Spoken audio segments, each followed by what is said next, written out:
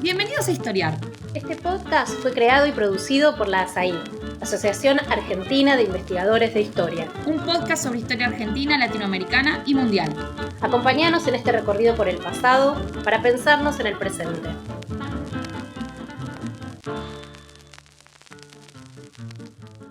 Bienvenidos y bienvenidas a un nuevo episodio de Historiar.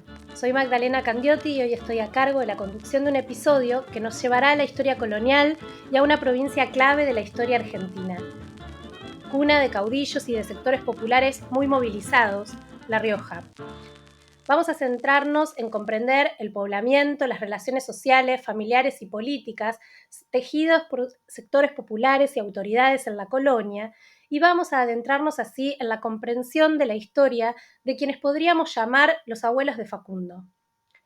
Hablar de los abuelos de Facundo supone, por un lado, dialogar con un libro fundacional de la literatura y de la política que es el Facundo de Sarmiento, y también hacer una referencia a un libro ya clásico que es el de Ariel de la Fuente, que le puso Los hijos de Facundo. Allí este historiador abordó la composición social de las montoneras de Peñalosa y también las de Facundo, así como la cultura política subalterna en esta provincia. En el episodio de hoy, muchas de estas cuestiones van a estar presentes y vamos a ir un poco más atrás, ¿no?, a la conformación de este mundo popular, indígena, hispano, mestizo, en los siglos XVII y XVIII, llegando hasta el XIX. Para eso contamos con dos especialistas invitadas, que son Rosana Boilladós y Judith Farberman. Las presento brevemente. Roxana Boilladós es doctora en Ciencias Antropológicas y profesora en las universidades de Buenos Aires y Nacional de Quilmes. Es investigadora de CONICET y ha desarrollado sus investigaciones sobre las sociedades indígenas bajo el dominio colonial en la jurisdicción de La Rioja. Ha publicado numerosos artículos y libros en coautoría, entre ellos La visita de Luján de Vargas a las encomiendas de Rioja y Jujuy. Por su parte, Judith Farberman es doctora en Historia por la Universidad de San Marino, es profesora en la Universidad de Quilmes y en la Universidad de Buenos Aires y también investigadora del CONICET. Es autora, entre otros, del libro Las Salamancas de Lorenza, Magia, Hechicería y Curanderismo en el Tucumán colonial. Ambas acaban de publicar un hermoso libro que se llama El país indiviso, poblamiento, conflictos por la tierra y mestizajes en los llanos de La Rioja durante la colonia. El libro fue editado por Prometeo Libros y en gran parte va a ser el eje de nuestra charla de hoy. Bienvenidas, Judith y Rosana. Gracias, Maga. Es un gusto estar aquí. Muchísimas gracias por invitarnos. Gracias. Gracias a ustedes. Y bueno, como les decía, Judith y Roxana trabajan sobre esta región de los llanos de La Rioja, una región que en el siglo XIX va a ser un sitio privilegiado de estas célebres montoneras, pero quería comenzar preguntándoles por los llanos como paisaje y como población descrita en distintos repositorios, como por ejemplo en estas descripciones sarmientinas, tanto en el Facundo como el Chacho, el último caudillo, y también en actores como de Debussy y también por otros viajeros, todas fuentes que ustedes retoman y van mostrando como una larga duración de ciertas visiones sobre este espacio. Bien, gracias. Muy buena la pregunta, Maga. Como probablemente todos ustedes sepan, Los Llanos es una región situada al sudeste de la provincia de La Rioja, una región con sierras bajas que encierra dos valles y que están rodeadas de travesías, como se llamaba a los corredores extremadamente secos que unían islotes u oasis algo menos áridos. Estos oasis se encontraban en los conos de deyección de las sierras, gozaban de mejores condiciones de humedad y en la colonia solamente los oasis de las costas, es decir, del borde de las sierras, se hallaban poblados. Ese es el paisaje sobre el que nuestro libro está trabajando fundamentalmente. De este paisaje, efectivamente, Sarmiento habló bastante en el Facundo. Básicamente caracterizó esta geografía como un dilatado desierto, casi indiferenciado de las travesías. Él habla de un paisaje triste y desamparado, quebrado y montañoso, habla del aspecto desolado, del clima abrasador, de la tierra seca, Habla también de la ganadería como si fuera la única actividad existente y posible, y de una sociedad muy rústica, una sociedad pastora, y de estos pastores como únicos actores del espacio. En suma, está pensando en una configuración de aislamiento. Ahora bien, también sostiene Sarmiento que esta región había cambiado para peor en el siglo XIX. Otrora, decía él, los llanos alimentaba millares de rebaños. En cambio, en su presente, el avance de la campaña pastora sobre las familias urbanas de origen colonial era el signo de los tiempos. O sea, los llanos para Sarmiento eran la campaña pastora y las relaciones sociales que unían a esos pastores y a sus jefes, relaciones de cuño clientelar claramente. Facundo Quiroga, con la colaboración de Aldao, había derrocado a la ciudad. Esa es la interpretación, y Facundo lo dice con todas las letras.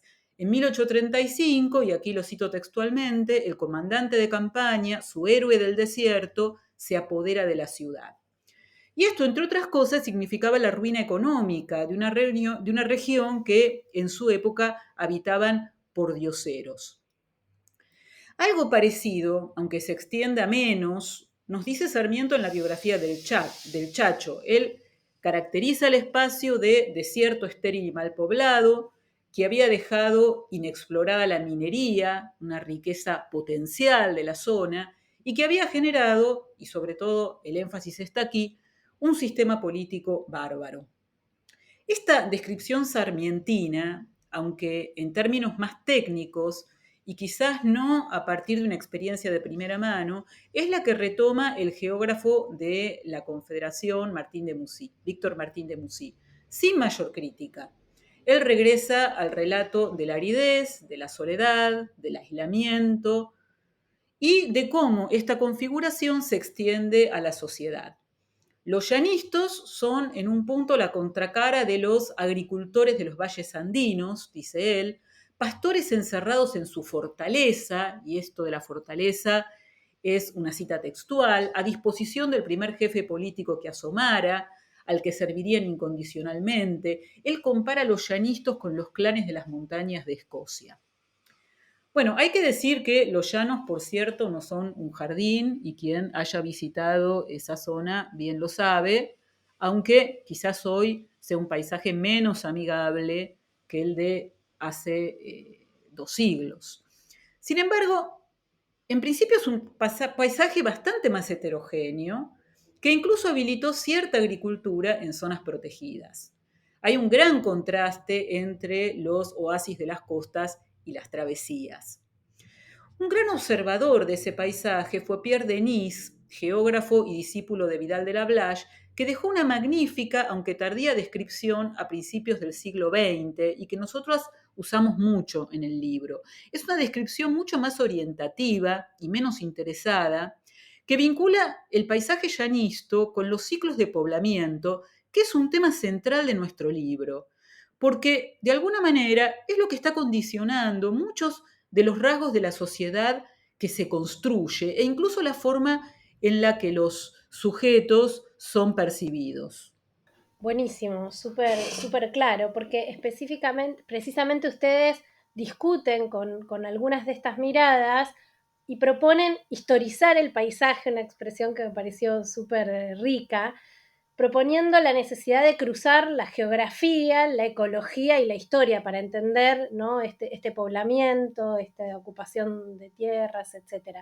Y en ese sentido me preguntaba qué les había aportado a ustedes la introducción de estas variables a su historia para comprender tanto la sociedad llanista como también, y acá las interpelo más allá de eso, y pensaba qué piensan que aportan estos cruces para la historia en general, ¿no?, para otros espacios, para otros periodos, esto de tomarse en serio, en cierto sentido, la geografía y la ecología. Bueno, tu pregunta viene muy a cuento, especialmente ahora que me estaba refiriendo a Pierre Denis y a su texto magnífico. Lo que Pierre Denis nos comunica es que a mediados del siglo XIX aproximadamente, en la región se recorre un tránsito de lo que él llama de las mercedes a las estancias o represas. Es decir, señala que si en la colonia el poblamiento, por razones técnicas y de oportunidad, se había confinado a las costas, a las orillas de las sierras, este espacio relativamente más húmedo, ya en el siglo XIX, por presión demográfica, por aumento de la demanda chilena de ganado, por especulación, por distintas razones, hay sujetos que están colonizando también zonas más secas. Cuando escribimos el primer capítulo del libro, que fue un capítulo que tuvo varias reescrituras, consultamos fuentes de momentos muy diversos y también a Pierre Denis. Las preguntas venían de la consulta de los censos de población del siglo XVIII, que son la gran fuente de nuestro libro. ¿Cómo era posible, nos preguntábamos, si las condiciones ambientales eran tan adversas que la población de los llanos se duplicara en menos de 30 años? Seguían siendo números pequeños. En 1795 teníamos unos 3.500 habitantes, que hoy puede parecernos la nada misma. Pero ese aumento tan drástico en tan poco tiempo mostraba que los determinantes geográficos no impedían cierta expansión y que la zona podía ser atractiva para algunos grupos de migrantes. De hecho, como decía Denis, luego de un parate muy prolongado que también pudimos detectar a partir de síntesis de la población de la región, hacia 1850 la frontera vuelve a correrse. Entonces, poner la historia en juego en el análisis geográfico, desde nuestra perspectiva, en principio implica cuestionar las supuestas murallas que implicarían las condiciones ecoambientales. Es cierto que las condiciones, incluso en los oasis más húmedos, eran muy duras. Pero no era menos cierto que, por ejemplo, la demanda de ganado, importante a fines del siglo XVIII y en diversos momentos del siglo XIX, como lo ha estudiado Silvia Palomeque, luego Gabriela Olivera, Claudia Nathanson, como todavía lo registró en la memoria oral Carrizo, bueno, todos estos factores estimularon un nuevo corrimiento. O también cómo considerar que la destrucción de las guerras civiles frenara ese mismo proceso. En todo caso, a las condiciones geográficas, los pobladores les opusieron una compleja ingeniería de supervivencia, que en buena medida es la que abordamos en el libro, y que es uno de los objetivos, de los grandes objetivos del historiador. Yo me acuerdo cuando empecé a trabajar sobre Santiago del Estero, quien era mi director, Juan Carlos Garavaglia, me decía, y habría que explicar por qué esa zona no se convirtió en un desierto. Bien, porque hubo estrategias que entraron en juego. La indivisión de las tierras, sin duda, era una de estas estrategias. Pero también la relativa diversificación productiva, el reparto del trabajo entre los grupos de parentesco, la recepción de agregados, las migraciones, aunque en los llanos no parezcan tan evidentes como en otras regiones, Santiago del Estero volviendo al ejemplo. O sea, la historia te interpela sobre cómo hicieron los grupos humanos para domesticar la geografía, cómo hicieron para que ese espacio hostil, a través de los siglos, no se convirtiera en un desierto. Nunca había sido un paraíso, es verdad, pero tampoco se trataba de la sociedad pastora anómica que proponía Sarmiento, sin la intención de aportar una descripción geográfica, por otra parte, y que supuestamente habría de parir a las montoneras. Justamente, este ambiente hostil es un estímulo más para que esa sociedad se vuelva más compleja porque son muchos los problemas que tiene que resolver. Buenísimo, súper, súper claro. Y hablando de la presencia, ¿no? de la población del lugar, me preguntaba, ¿no? Como vos recién, Judith, mencionabas distintos actores, y me preguntaba por la presencia indígena en particular ahí, ¿no? ¿Cómo era? ¿Cómo funcionó? Y cómo se organizó, ¿no? Y cómo la afectó la llegada de los españoles, y si hubo, por ejemplo, encomiendas, y si las hubo, qué implicaban, cómo estaban organizadas, si nos podían contar un poco sobre esta presencia específicamente indígena en los llanos. Bueno, tu pregunta es muy interesante porque nos permite recuperar todo un trabajo de revisión crítica que hicimos exactamente sobre ese tema, sobre quiénes habitaban los llanos en la época prehispánica. Así que empezaría por comentar que, bueno, la región llanista quedó ubicada en los confines de las jurisdicciones coloniales que se crearon con la fundación de las ciudades de Córdoba, San Juan y La Rioja, y a menudo constituyó un espacio de refugio para grupos que huían del avance de la conquista. Durante décadas se realizaron expediciones para maloquear indígenas y llevárselos a las estancias de los españoles, ¿no? Fueran estos encomenderos de esos indios o no.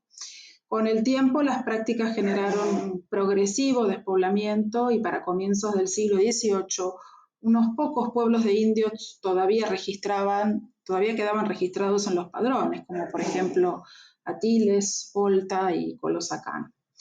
De acuerdo con el clásico texto de Salvador Canals Frau, la población llanista prehispánica pertenecía a la etnia Olongasta, a la que le correspondía una lengua, una cultura material distintiva, de acuerdo con su enfoque teórico de las áreas culturales. Nuestra investigación problematizó esta propuesta, que no había sido revisada desde la publicación de su artículo en 1950, ¿no? Ya que encontramos una serie de indicios que sugerían exactamente lo contrario, es decir, analizamos la compleja toponimia llanista y la comparamos con el nomenclador elaborado por Aníbal Montes para las sierras cordobesas y encontramos muchas semejanzas y relaciones. También revisamos las ideas de Juan Alfonso Carrizo en su clásico Cancionero Popular de La Rioja, quien sostuvo por allá en la década de 1940 que la región había sido habitada por diaguitas, huarpes y comechingones. El análisis de visitas y padrones tempranos del siglo XVII, así como los aportes de las investigaciones de Sebastián Pastor, que es arqueólogo, y su equipo, que trabajaron muchísimo sobre el tema del arte rupestre, nos llevaron a repensar a la región llanista como fuertemente integrada en una escala mayor con sus vecinas, poblada por grupos de diferente procedencia que convivían y sostenían sus lazos con sociedades de origen, a través de intercambios, producción complementaria y alianzas. Es decir, lejos de tratarse de una zona aislada por las características geográficas, como mencionaba recién Judith, y encerrada en sí misma por las desérticas travesías que las rodeaban, los llanos fue en tiempos prehispánicos un espacio dinámico, de mediación y convivencia entre diferentes pueblos y culturas. Esta dinámica interregional entre pueblos agricultores en baja escala y también cazadores, de la que dan indicios impresionantes conjuntos de morteros que todavía hoy se siguen descubriendo y estudiando, construcciones de piedra dispersas y muchísimo arte rupestre, se vio profundamente alterada por la conquista española, como es obvio, ¿no? Los grupos fueron todos repartidos en encomiendas, que eran las recompensas en grupos humanos que recibían los conquistadores tras la fundación de una ciudad. Los indígenas, como sabemos, estaban obligados a trabajar para los encomenderos bajo la modalidad que se conoce como servicio personal, es decir, la obligación de tributar por ser indios, vasallos de la corona. Se traducía en este caso en distintos requerimientos de trabajo, cultivos, cuidados de animales, acarreo de agua y leña, construcciones, mientras las mujeres solían hilar o tejer. Las condiciones de trabajo y explotación desestructuraron fuertemente a las organizaciones nativas que vivían en los pueblos de indios, de los que, como comenté, solo quedaban Olta y Atiles en el siglo XVIII, ¿no? Cada vez menos. Pero estas corporaciones también albergaban mestizos y agregados. Entonces, aunque esto podría hacer pensar que en los llanos del siglo XVIII no había indios, en verdad no era así, había realmente muy pocos indios tributarios. Sin embargo, la indianidad, fuera local o resultado de la migración, como componente de la sociedad llanista, fue percibida y registrada bajo diferentes rótulos en censos y padrones, como así también en otros registros que recuperan el habla coloquial de su tiempo, es decir, el siglo XVIII. Es interesante que algunos de los primeros encomenderos pidieron a las autoridades mercedes de tierras en las cercanías de los pueblos de indios que tenían encomendados para iniciar la colonización del espacio y establecer sus estancias allí. Las mercedes de tierras también eran recompensas que la corona, a través de los gobernadores, otorgaban a los españoles para que poblaran y colonizaran un espacio, ¿no? Quien no poblare no hará buena conquista, había dicho Hernán Cortés en su momento. Y efectivamente la cesión de tierra fue uno de los pilares de la conquista española, y aquí también lo fue. Estas primeras mercedes de tierra llanistas no tenían contornos definidos, eran muy extensas y habían sido dadas a partir del reconocimiento de alguna aguada. Estas referencias eran muy importantes porque solían ser el centro de la merced. Pero la distribución de estas mercedes no generó una presencia permanente de los españoles en el espacio llanista durante el siglo XVII. Recién en el siglo XVIII aparecen en la región pobladores con otros perfiles, soldados que regresaban de las campañas al Chaco, hispano-criollos que portaban apellidos emblemáticos de la élite riojana, pero que no estaban integrados a ella. En fin, sectores sociales que buscaban establecerse en los llanos a través de mercedes también, o de compra-venta de partes de aquellas mercedes originales, o logrando la autorización de algún superior para poblar y quedarse con la intención de formar derecho, tal es la expresión que utilizó uno de nuestros soldados, y legitimar con los años de presencia, habitación y trabajo el derecho a la tierra.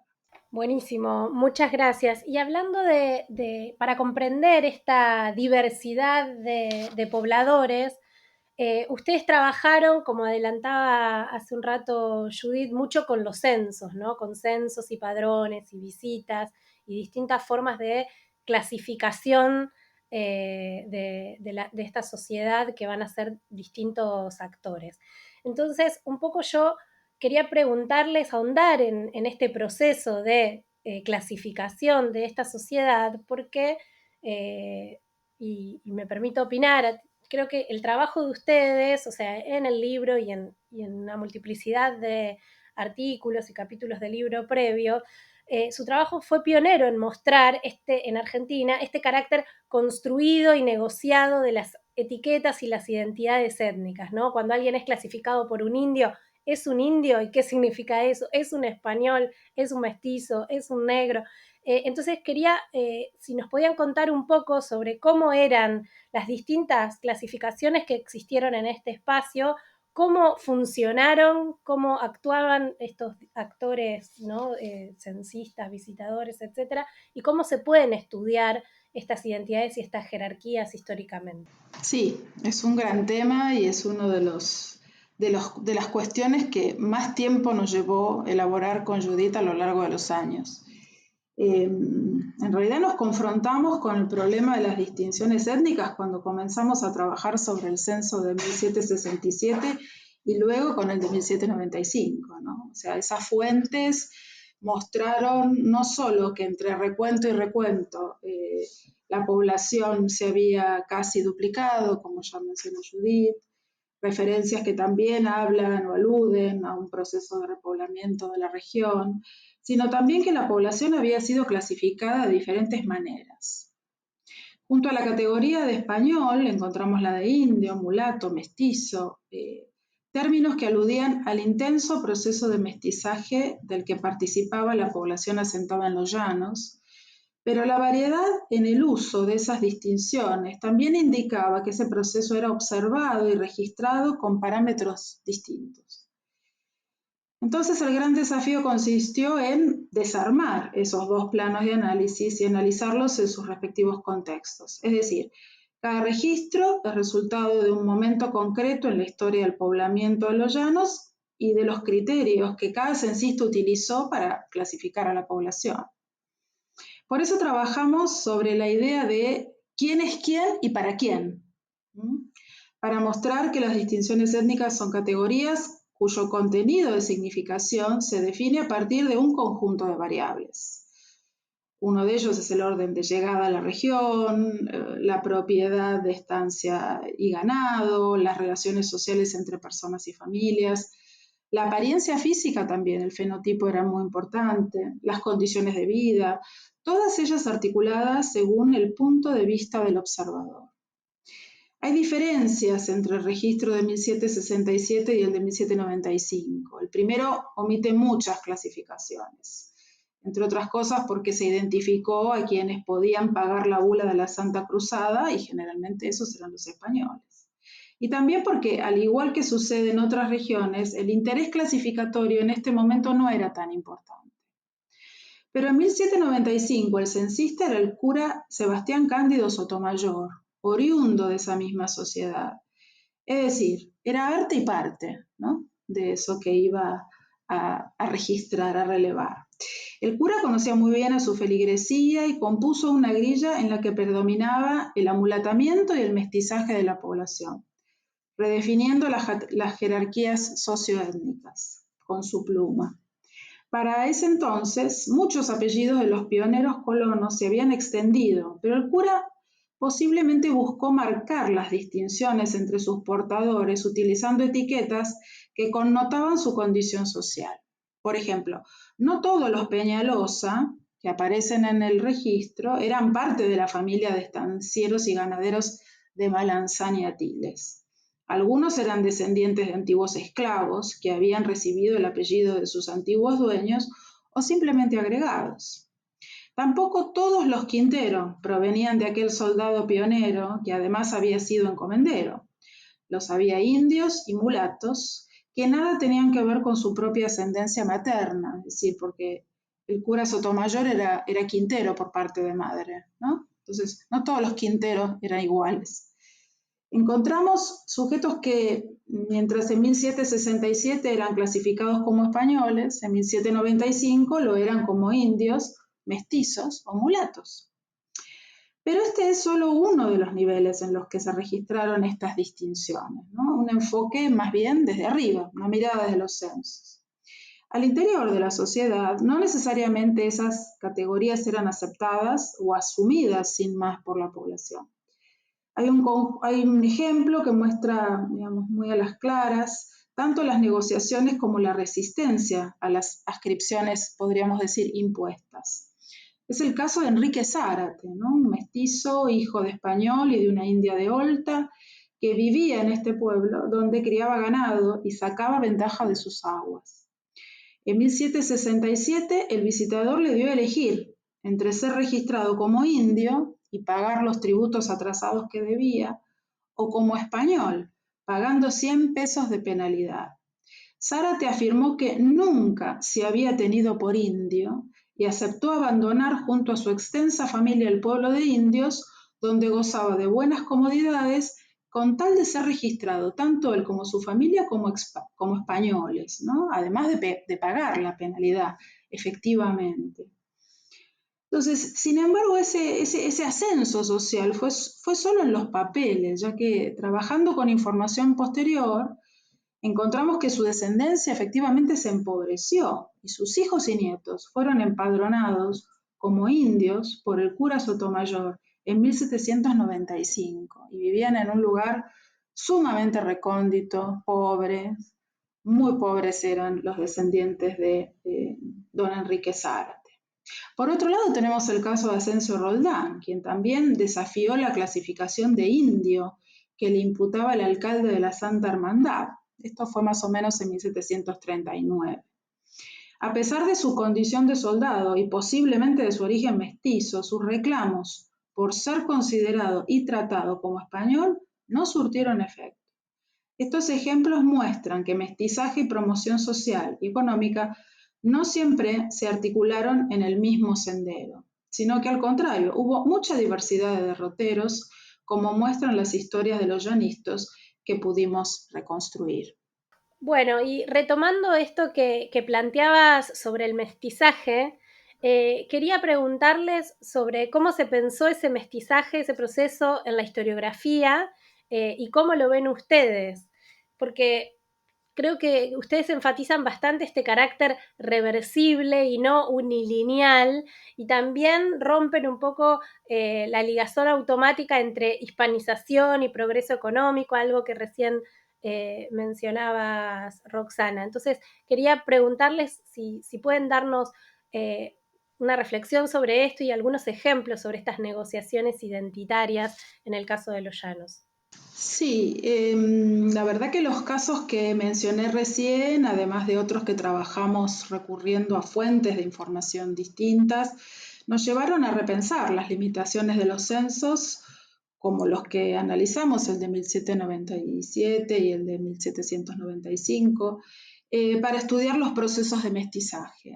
A diferencia de los estudios tradicionales de población, que han tomado las clasificaciones censales como si correspondieran a realidades objetivas, nuestra investigación muestra que se requiere problematizar los mecanismos de construcción de estas clasificaciones o etiquetas, tener en cuenta los criterios relacionales, ponderar el contexto de producción de estas fuentes y sobre todo la subjetividad de quienes efectuaron el registro.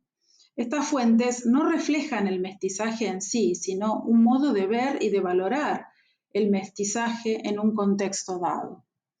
Con esta mirada crítica sobre los censos y el recurso a otro tipo de fuentes, reconstruimos una serie de microbiografías de los pioneros y de sus familias y pudimos repensar la interpretación quizás consagrada, ¿no?, como decíamos recién, del mestizaje asociado al blanqueamiento y la hispanización. Las experiencias llanistas descubrieron que esa asociación no fue directa, que el proceso no fue lineal, sino que muchas de las transformaciones fueron transitorias, reversibles, o quedaron incluso apenas en los papeles. Hay un lado oscuro del mestizaje, el que se relaciona con los desplazamientos, las reclasificaciones hacia abajo, ¿no?, con el empobrecimiento de muchas familias hacia finales del periodo colonial. Colonos pioneros que no pudieron asegurar sus derechos a la tierra fueron desplazados y convertidos en agregados de otros propietarios, como los Roldán respecto de los de la Vega, y clasificados como indios o mestizos. Lo mismo que los nietos y los hijos y los nietos de soldados como Barrio Nuevo, Vanegas, Ruarte, entre varios otros. Los pleitos por tierras que tuvieron lugar en distintos momentos del siglo XVIII, pero sobre todo en la década de 1780 en adelante, incidieron de manera decisiva en esta reconfiguración socioétnica y económica, ya que redefinieron los derechos de propiedad en varias zonas, consagrando a algunos personajes en posiciones más ventajosas, mientras que otros perdían el espacio de promoción que hasta entonces varias familias habían alcanzado. Es así como el mismo cura Sotomayor, en su informe de 1805, eligió reconocer a solo 264 familias de españoles, mientras que a las demás las calificaba de, y cito, naturales por su bajo nacimiento. Aunque señaló también que algunas de estas familias estaban compuestas por personas honradas. En cambio, los propietarios de ganado más exitosos eran solo 7 y representaban los logros de derroteros familiares antiguos, ligados a las primeras estancias llanistas con buen acceso al agua, como Ámbil, Catuna, San Antonio, Colosacán, Malanzanatiles, Chepes, Casangate, Solca. Buenísimo, muchas gracias. Antes de seguir, vamos a hacer una pequeña pausa con un anuncio de ASAI, la Asociación de Investigadores en Historia. Este es el podcast de ASAI, la Asociación Argentina de Investigadores en Historia. Te invitamos a asociarte y a seguirnos en las redes, en Twitter, en Facebook, en Instagram. Podés encontrar toda la información sobre la asociación en nuestra página, asai.org.ar. Te esperamos todos los sábados con un nuevo episodio de Historiar sobre los grandes temas de nuestro pasado, abordados por especialistas e historiadores profesionales de manera rigurosa y cordial. Seguimos con nuestro episodio de hoy. Bueno, y volviendo, para seguir comprendiendo mejor esta sociedad, quería que entremos un poquito más al rol de estas redes familiares en la conformación de lo que llaman las tierras comunes, este país indiviso que nos presentan. Entonces, quería preguntarles cómo se articularon, ¿no?, familia, redes familiares y propiedad para conformar este país indiviso. Y también preguntar, ¿no?, qué rol tuvo O más bien, ¿qué diferencia hubo quizás con el resto de América, donde tradicionalmente cuando se piensa en tierras comunes, se las suele pensar como en una herencia indígena, ¿no? Del Ayllu, etcétera, antes de los procesos de desamortización. Y ustedes van mostrando una configuración diversa de estas tierras comunes entre el siglo XVII y XVIII, y quería que nos cuenten un poquito ese proceso. Sí, perfecto. Bueno, la verdad es que comprender la formación de los campos comunes es parte del corazón del libro, ¿no? Primero estudiamos el progresivo despoblamiento de la región, de sus habitantes originarios y luego el proceso de repoblamiento, es decir, la llegada de soldados, de gente común y de escasos recursos que buscaron aquí una segunda oportunidad para reiniciar sus vidas. Las tierras llanistas fueron repartidas en grandes mercedes, como ya dijimos, que luego se fragmentaron y vendieron. También se ocuparon espacios de manera provisoria, esperando que el tiempo y el trabajo en la tierra pudieran ser legalmente reconocidas y tituladas. Los soldados y pobladores no llegaron solos a poblar pequeñas y medianas estancias. Lo hicieron con sus familias, con allegados. Algunos recogieron luego agregados, es decir, dependientes que se esperaba colaboraran con la economía familiar. La cría de ganado fue la principal actividad de estas familias, pero también cultivaban y mantenían pequeñas huertas donde crecía maíz, vid, frutales. La cría de ganado fue la actividad que permitió a varias familias crecer y vincularse con el circuito ganadero mayor, especialmente a fines del siglo XVIII, llevando las reses a San Juan, Córdoba y Buenos Aires. También abastecían las pequeñas demandas de la ciudad de La Rioja y se articulaban con arrieros que por el oeste riojano llegaban a Copiapó y Huasco. Es decir, los hombres se movían mucho, mientras las mujeres y los niños quedaban en las estancias cuidando de las huertas y sosteniendo los quehaceres cotidianos. Con el tiempo algunas estancias se convirtieron en campos comunes, pero ¿qué significa esto? Ni más ni menos que las tierras no se distribuían tras la muerte de sus propietarios, siguiendo procedimientos sucesorios comunes. A los herederos se les reconocía un porcentaje de derechos, los llamados derechos y acciones, sobre una propiedad que permanecía indivisa. En cambio, el ganado y los bienes muebles de distinto tipo, desde las sábanas de la cama hasta los enseres domésticos y de trabajo, sí se distribuían entre los herederos. Entonces, se trataba de prácticas familiares adaptadas a las condiciones medioambientales, orientadas a preservar la indivisión de las tierras, aptas para pasturas y al mismo tiempo asegurar el acceso al agua y al monte, recurso escaso según las zonas, para que también fuera compartido. Hacia finales del siglo XVIII, los tasadores de tierras utilizaron la expresión comunidad de campos para designar estas propiedades indivisas. Las estancias de propiedad común contenían a comunidades de parientes, una trama a la que luego fueron ingresando no parientes, justamente por compras de derechos y acciones, en la que se reconocía cabezas de familia, uno o más referentes que representaban los intereses colectivos y se ocupaban de la gestión de los bienes en común. En la documentación encontramos identificaciones como principal poseedor, quizás el de mayor edad o aquel que había reunido a través de compras o intercambios un número importante de derechos de herencia y por tanto tenía mayor poder en la toma de decisiones y representaba al resto. Con el paso del tiempo, los miembros de los campos comunes tenían derechos y acciones dispersos por varios de ellos, una situación que también podía habilitar negociaciones o conflictos entre las partes.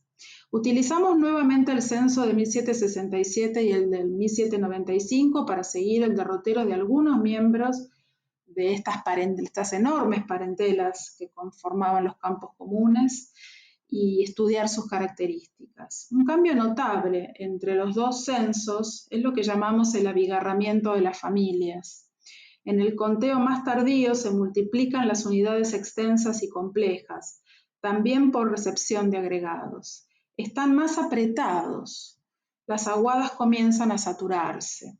Asimismo, descubrimos cierta lógica en el intercambio matrimonial que articulaban y complementaban las economías de los campos comunes, ya que a través del parentesco se podía acceder a tierras y aguas en distintas zonas de la región llanista.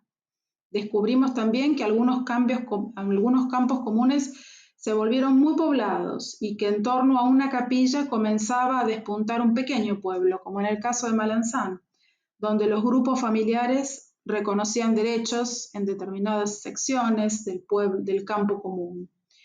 En Malanzán había miembros con más recursos y otros más pobres, prueba que estos campos comunes albergaban comunidades con jerarquías internas.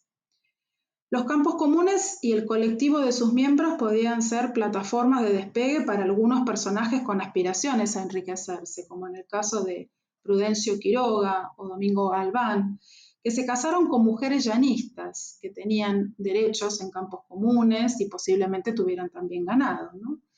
O para Pascual Quintero, que ya lo mencionamos, ¿no? Un mestizo de origen dudoso que llegó a ser un importante ganadero en Colosacán.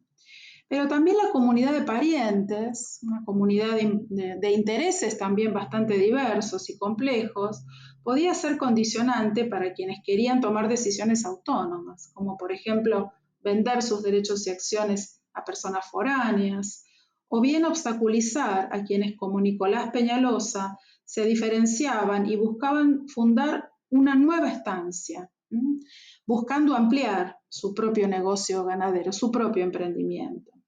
En suma, llegamos a entender que la pertenencia a una comunidad de campos no era sinónimo de vida comunal idílica y que por supuesto no estaba exenta de conflictos y trabajamos unos cuantos de ellos. Nuestra investigación muestra además que la indivisión de la propiedad de la tierra o el usufructo común aparecen en distintos contextos y responden también a instituciones diferentes. Las más conocidas son las tierras de los pueblos de indios, ¿no? Asociadas a las comunidades indígenas, cuyo usufructo colectivo era reconocido y protegido formalmente por la corona, en tanto y en cuanto el pueblo estuviera habitado por indios tributarios, que trabajaran colectivamente la tierra, cumplieran con sus tributos y vivieran congregados en un pueblo. En los llanos, durante el siglo XVIII, se remataron las antiguas tierras de los pueblos de Colosacán y Atiles, justamente con el argumento de que allí ya no vivían indios, vivían otras personas, pero no vivían aquellos que eran considerados indios. Los campos comunes en los llanos coloniales constituyen otra forma de propiedad indivisa y otros modos de entender la comunalidad, ya que aquí no predominan relaciones de producción campesina, sino que las actividades económicas están vinculadas a la ganadería y al pastoreo. Uno de nuestros principales aportes tiene que ver con reconocer las condiciones en las que se originaron y los mecanismos que hicieron posible su existencia en el largo plazo. Nuestra hipótesis es que los campos comunes surgieron como resultado de un poblamiento acelerado de la región que obligó a las familias a concentrarse en oasis pequeños para defender el control sobre los recursos que se volvieron cada vez más objeto de disputa. Los casos paradigmáticos son quizás las estancias de Chepes y Ulapes, fundadas por el soldado Antonio Reynoso Tello, para dotar a sus descendientes de medios de vida bajo el recaudo de compartir las tierras en común y no dividirlas.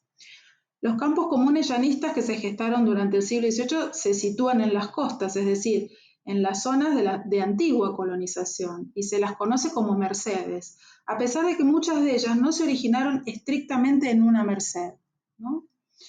Sabemos que estas estructuras agrarias no son privativas de los llanos, ni tampoco de la colonia, que no siempre están asociadas a la ganadería, basta con ver otros casos en La Rioja, en Tucumán y en Catamarca, y esa diversidad de experiencias históricas plantea la necesidad de continuar investigando en ese tema. Buenísimo, fascinante realmente. Y también en esta configuración social llanista, un rol importante lo jugaban, como explicaron antes, los agregados y también los soldados. Y quería preguntarles un poco por estos soldados, ¿no? ¿Cómo se habían dado estos reclutamientos de sectores populares en la colonia? ¿Con qué modalidades y con qué incentivos? ¿Y qué lugar ocuparon en la conformación de esta sociedad llanista?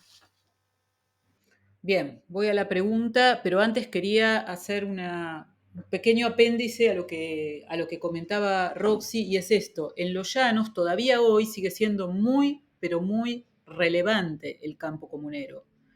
En 1964, cuando se hace un relevamiento, el 50% del territorio de los departamentos que se corresponde con los llanos, con la región de los llanos, eran campos comuneros. Se consideraban como una forma perimida, antieconómica, irracional, de tenencia, pero en todo caso estamos hablando de un problema que mantiene su vigencia, que sigue siendo muy importante. Y esto no solamente en La Rioja, sino también en otras provincias.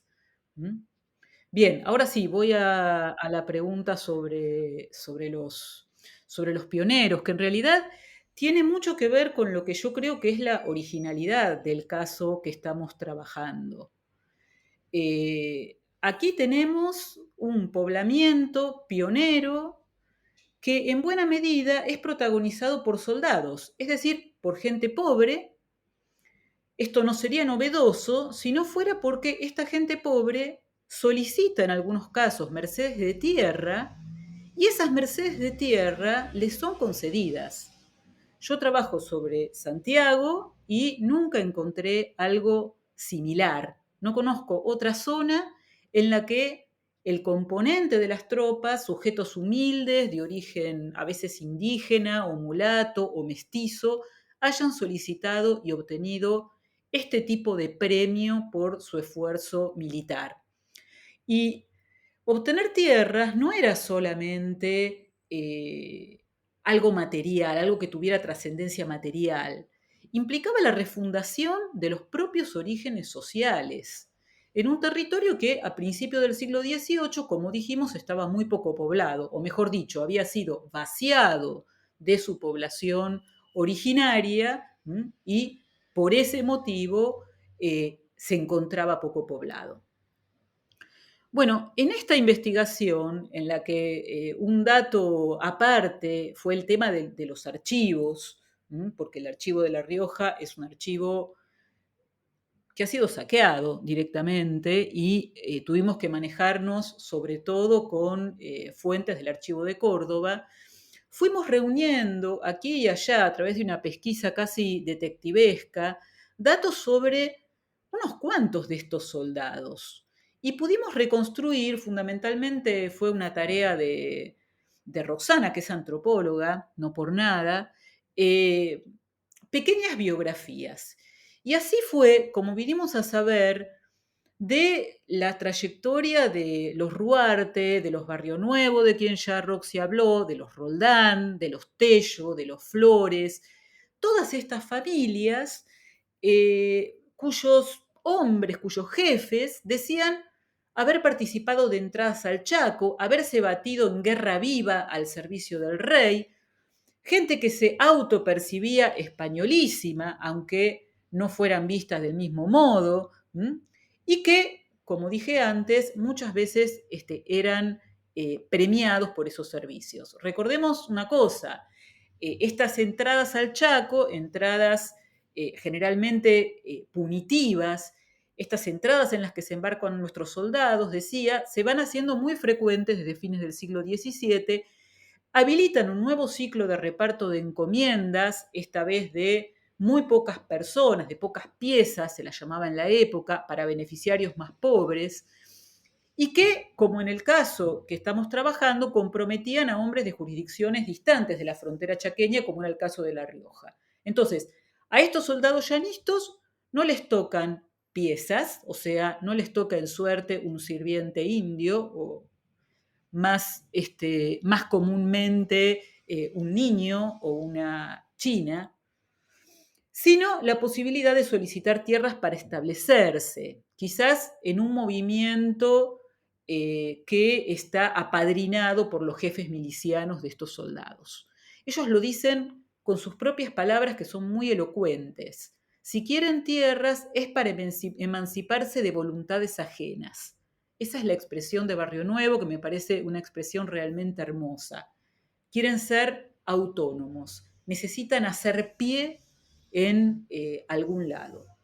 Por supuesto, las condiciones ecoambientales pesan y este ciclo de poblamiento pionero es eso, un ciclo que se va a cerrar y se va a cerrar más temprano que tarde.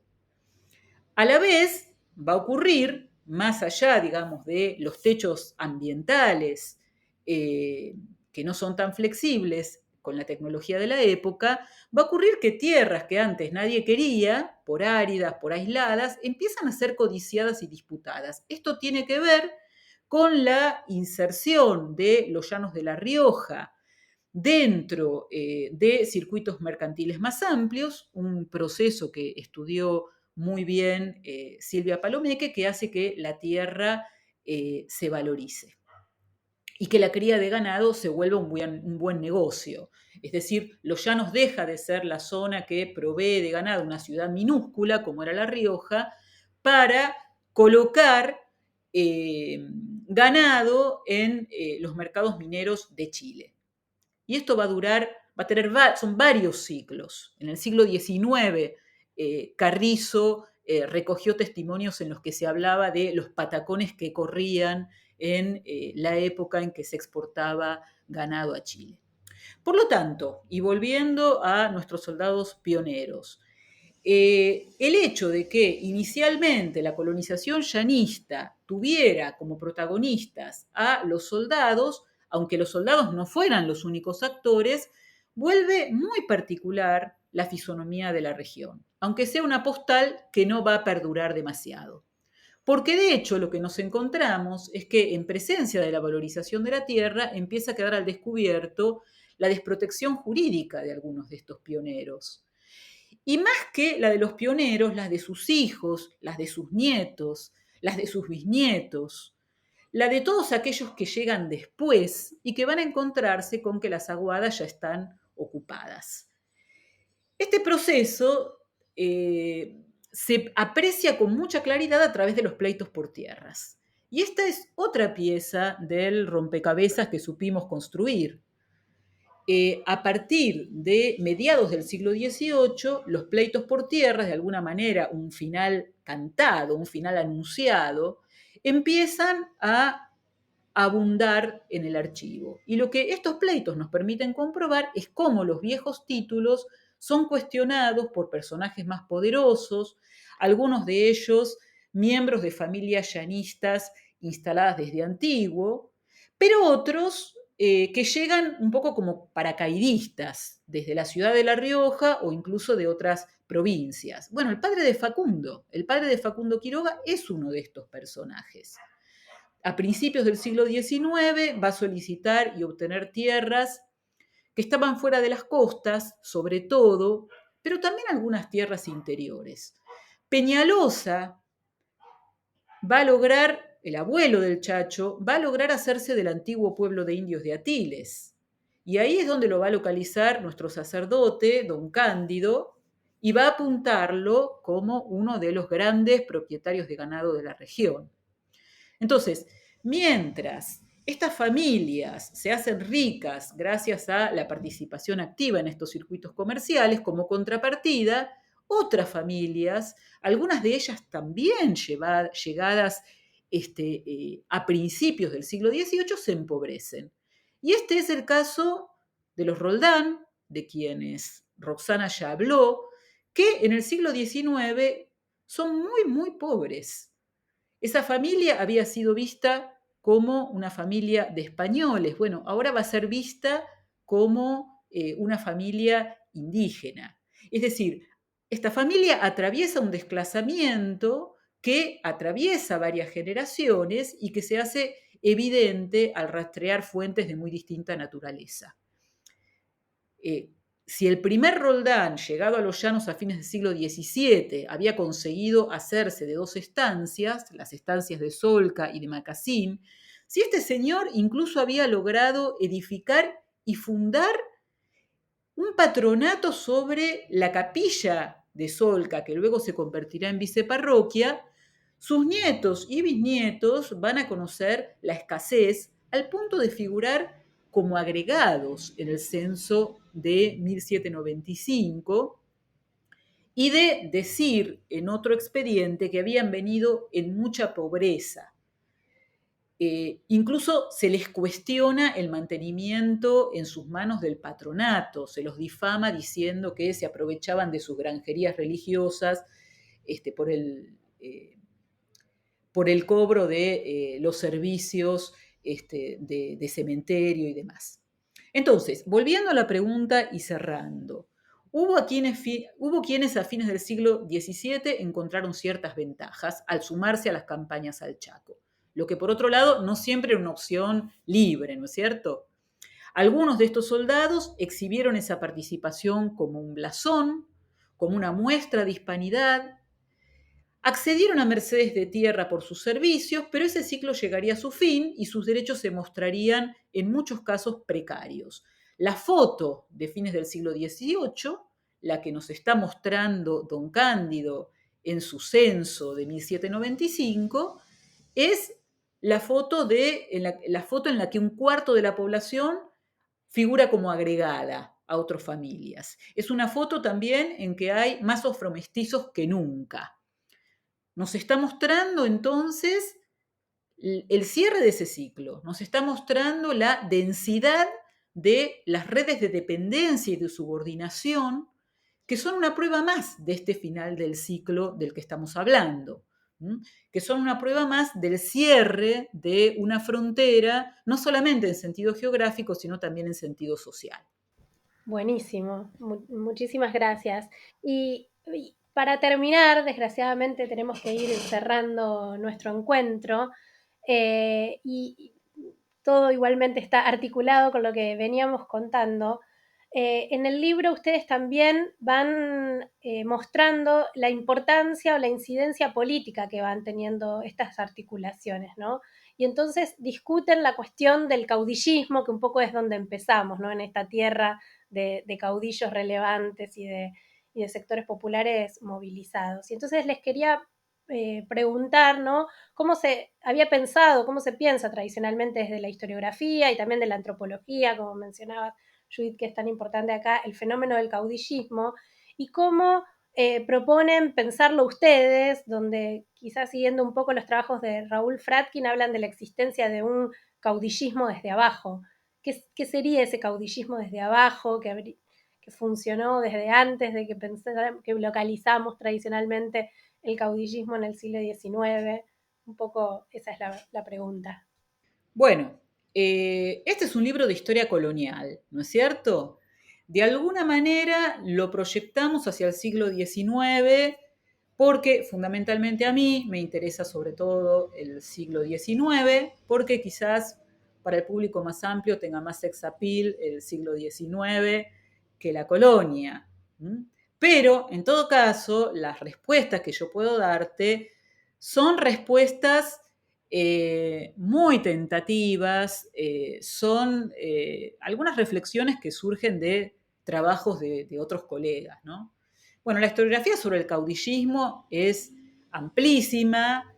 Podemos decir que empieza con Sarmiento mismo, que está acuñando un fuerte paradigma en el Facundo, un paradigma tan fuerte que va a tener incluso seguidores contemporáneos. Pienso, por ejemplo, en el historiador británico John Lynch, que va a recuperar en su biografía de Juan Manuel de Rosas esta visión sin demasiados matices. Es una visión tradicional que descansa en una mirada que enfatiza en la existencia de relaciones políticas muy arcaicas, modeladas por un ecosistema social igualmente simple. Un poco, bueno, lo que decíamos al principio de esta entrevista. Para Lynch, por ejemplo, el caudillismo de Rosas, así el super caudillo, anclaba en el modelo de la gran estancia, que era pensada como matriz de las relaciones sociales. Entonces, cuando él imaginaba una provincia de Buenos Aires organizada en grandes estancias, proyectaba también una población dividida entre hacendados y peones, patrón y peón, creo que se llamaba uno de los capítulos de ese libro, una sociedad simple, en otras palabras. Bueno, en la década del 80, de 1980, hubo toda una renovación de la historiografía agraria, de la que participaron Juan Carlos Garavaglia, Carlos Mayo, Jorge Hellman, Raúl Fradkin, entre otros varios autores. Y de alguna manera la renovación de esta historiografía agraria ayudó mucho a cambiar esta imagen simplista de la sociedad y también de la política. Es decir, la idea de una asociación mecánica entre gran propiedad y liderazgo político pasa a ser cuestionada. No digo que sea el único cuestionamiento, ya Alperín también en un artículo muy anterior, de las décadas de los 60, sobre los caudillos, de alguna manera está dándonos otra idea. Pero, bueno, por las características del libro, de alguna manera, me sirve mucho más respaldarme en esta otra historiografía. Incluso, volviendo a lo que decía, hasta los caudillos, que eran a la vez grandes propietarios, como Rosas, resultaban, siguiendo a Jorge Hellman, gigantes con pies de barro. Necesitaban, decía Jorge Hellman, negociar con las arraigadas costumbres de pobladores y peones de sus propias estancias. Este poder de negociación de los más pobres no tenía demasiados secretos. Estamos hablando de un espacio en el que había poca población, gran necesidad de trabajadores, y cuando la guerra complique todavía más este panorama, bueno, ni te cuento. En este cuadro el mercado está funcionando mejor que la coacción, como ocurría en otros espacios de América Latina. Ariel de la Fuente y Raúl Fradkin se encuentran entre los autores que han renovado las lecturas sobre los vínculos entre liderazgos políticos y estructura agraria. Y por eso interesa recuperarlos en el libro y en esta entrevista también. Ariel de la Fuente tiene un libro maravilloso que se llama Los hijos de Facundo, que fue publicado en español en 2007, y en el que, entre varias cosas, entre muchas cosas, se analiza la emergencia del liderazgo de Chacho Peñalosa desde los llanos y en comparación, un poco en contrapunto con otra región de La Rioja, que es la de Famatina. Este nieto del personaje que seguimos con Roxana ya era mucho, pero mucho más pobre que su antecesor a mediados del siglo XIX. Y si lograba movilizar a sus paisanos, era en buena medida a partir de tramas horizontales, ayudado además por un condimento que en general a los historiadores nos da mucho miedo analizar y que Ariel tuvo el coraje de recuperar, que es el carisma. De la misma manera, en otro libro que también fue muy importante para nosotras, Historia de una montonera, Raúl Fradkin va a analizar un fenómeno en un punto parecido, la construcción de un liderazgo político a partir de recursos alternativos a la propiedad de la tierra, aunque en un periodo anterior, en la década del 20 y en Buenos Aires. Para entonces, bajo la experiencia rivadaviana, viejas costumbres tradicionales, agrarias, en torno a los derechos de propiedad son puestas en cuestión y provocan resistencias campesinas en Buenos Aires. Cipriano Benítez no era un propietario. Su gente se encontraba unida a él también a través de lazos de parentesco, de amistad, de compadrazgo, que se activaban políticamente en una coyuntura conflictiva. Y a esto se refiere Raúl Fradkin cuando habla de clientelismo desde abajo, concepto que nosotras recuperamos. Benítez no tiene recursos materiales para repartir, no tiene el control de un territorio, tiene amigos, parientes, vecinos, con los que ha construido sus vínculos en la vida cotidiana. Decía que estos dos trabajos fueron muy inspiradores para nosotras, porque algunos liderazgos y formas de movilización podían apreciarse ya en tiempos coloniales en un contexto que de alguna manera preparaba o dejaba entrever el escenario de las montoneras. No es un libro sobre el siglo XIX, pero de alguna manera la forma en la que se va armando ese escenario es visible. aunque se exprese en otros lenguajes de otras formas. Por ejemplo, la agregaduría podría considerarse una relación en cierto sentido clientelar. Los agregados, por ejemplo, eran presentados como testigos en los pleitos judiciales. Los agregados eran los que seguían a sus jefes milicianos en las entradas. La relación de la agregaduría implica, de entrada, una renta en trabajo a quien cobija el agregado en sus estancias y también una reciprocidad en protección. Ahora, a la vez, esas tramas clientelares eran también bastante lábiles. Los agregados se encontraban libres de abandonar a los dueños, de eso se queja bastante don Cándido. Dice que se mueven por todas partes, que un día están en un lugar y otro día están en otra. Y por otro lado, la agregaduría no implicaba únicamente relaciones de tipo vertical, también podía encubrir en ocasiones estrategias de solidaridad campesinas. A veces los agregados podían ser parientes pobres. Por otra parte, la búsqueda de un líder podía surgir desde abajo, y esto nosotros lo vimos de una manera bastante clara en un pleito muy largo, a cuyo análisis le dedicamos todo un capítulo, y que va a enfrentar a un vecino de los llanos, muy antipático, muy poderoso y con conexiones citadinas muy fuertes, José Antonio Mercado y Reynoso. Va a enfrentar, decía, a este vecino con una heterogénea alianza de despojados. ¿Quiénes componen esta alianza? Bueno, muchos de los soldados pioneros que seguimos desde el juicio, porque este José Antonio Mercado y Reynoso reivindica, a partir de un título de merced, que en realidad era un título muy vago, porque era muy temprano, reivindica tierras en las que estos soldados pioneros se habían establecido.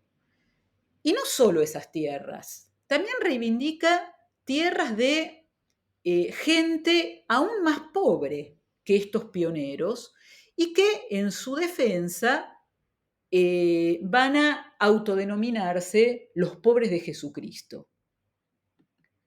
Pero dije que la alianza es heterogénea y el ingrediente de mayor heterogeneidad lo aporta la familia Pereira Peñalosa.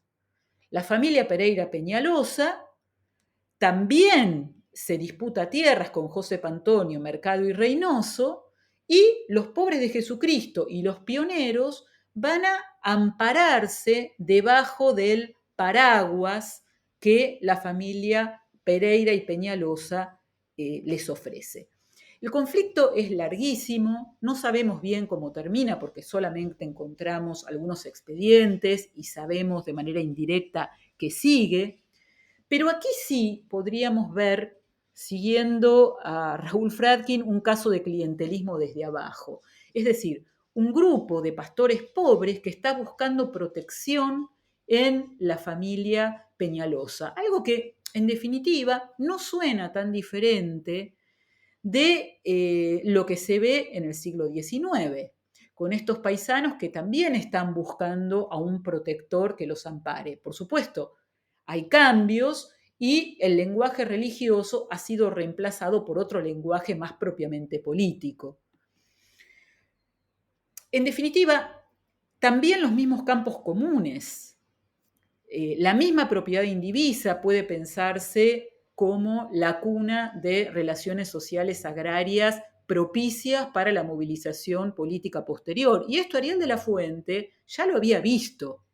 No lo profundizó en su libro. Él en ese momento pensaba que solamente en La Rioja había campos comuneros, que era una forma exclusiva de La Rioja. No lo profundizó en su libro, pero intuyó que alguna relación podía existir entre este tipo de estructura agraria y la movilización política en el siglo XIX. Los caudillos llanistos, mayores y menores, nos muestra Ariel, demostraron una probada capacidad para reunir en torno de ellos a gente necesitada de asistencia y protección, aunque como parte de la reciprocidad, los incentivos materiales también jugaran un papel preponderante en la fidelidad de estos gauchos.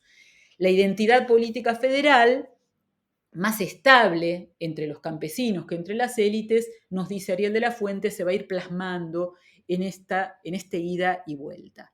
Bueno, repito, nuestro libro no se ocupa del siglo XIX, se ocupa de la colonia, pero entendemos, de alguna manera proporciona pistas, y Ariel nos ha dicho que le habría resultado muy útil conocer este libro cuando él escribía su tesis. Por otro lado, yo no sé si este libro existiría si no hubiera existido antes el libro de Ariel de la Fuente.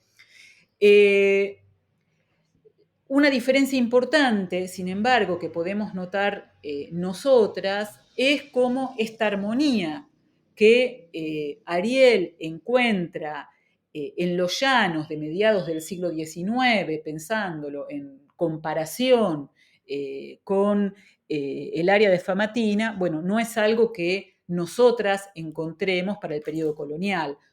Por el contrario, encontramos momentos de mucha turbulencia. Entendemos que, en rigor, esa armonía que Ariel está viendo tiene bastante que ver también con lo que decíamos antes, es decir, con que estamos hablando de élites incluso mucho más pobres que las del periodo colonial que nosotras estamos trabajando. Y si las élites son mucho más pobres, también lo son los campesinos que van a seguir a esas élites. Espero haber respondido un poco tu pregunta, que es bastante compleja, sobre todo para un colonialista. Totalmente, pero me parecía interesante porque, como bien mostrabas, es un fenómeno que puede pensarse desde arriba y desde abajo y en la colonia de una manera diferente, pero que dialogaba, y sobre todo también porque encontramos estos mismos apellidos, ¿no? Encontrábamos a los Peñalosa protegiendo y desprotegiendo a sectores populares alternativamente, ¿no? Porque también ahí los encontramos avanzando sobre tierras de los que no pueden defenderse. Que es súper, súper interesante. Bueno, la verdad que ha sido un placer escucharlas. Les agradezco en nombre de Azaí por su tiempo y por su predisposición. A quienes nos escuchan, les invitamos a googlearlas y a buscar sus trabajos y a buscar el libro El país indiviso, poblamiento, conflictos por la tierra y mestizajes en los llanos de La Rioja durante la colonia, que la verdad que ofrece un montón de aristas y muestra un trabajo profundísimo que realmente es un placer leer. Y bueno, nos despedimos, será hasta la próxima semana que nos encontremos con un nuevo episodio de Historiar, el podcast de la Asociación Argentina de Investigadores en Historia.